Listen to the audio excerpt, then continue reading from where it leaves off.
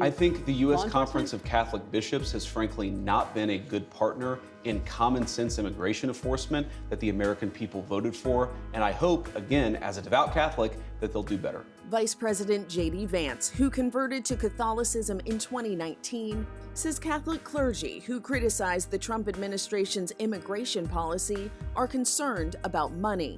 He said this on CBS News' Face the Nation. And I think that the U.S. Conference of Catholic Bishops needs to actually look in the mirror a little bit and recognize that when they receive over $100 million to help resettle illegal immigrants, are they worried about humanitarian concerns, or are they actually worried about their bottom line? When Congress created the U.S. Refugee Admissions Program in 1980, the United States Conference of Catholic Bishops began partnering with the American government to help immigrants and refugees.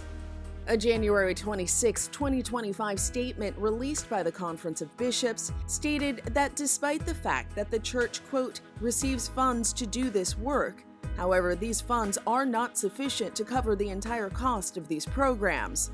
Nonetheless, this remains a work of mercy and ministry of the church.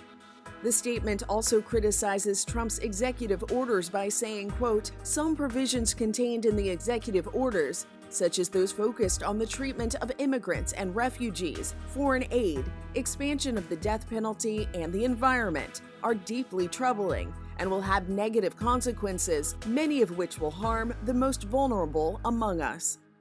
Indiscriminate deportations are morally wrong because they treat decent human beings like criminals. The Catholic Bishop of El Paso, which includes parishes near the U.S.-Mexico border, has spoken out against the Trump-Vance administration policies on immigration. The bishop's main concerns are mass deportations and allowing federal agents to carry out searches in schools, hospitals, and places of worship.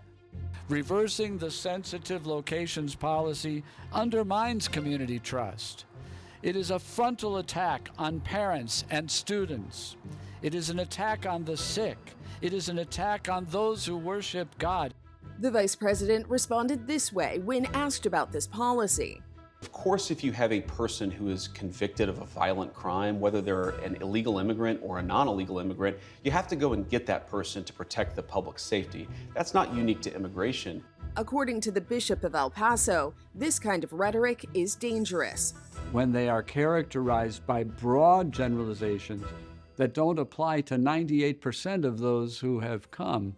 Despite Trump's large base of evangelical Christian voters, this is the second time in a week that someone in the executive branch of government has clashed with faith leaders.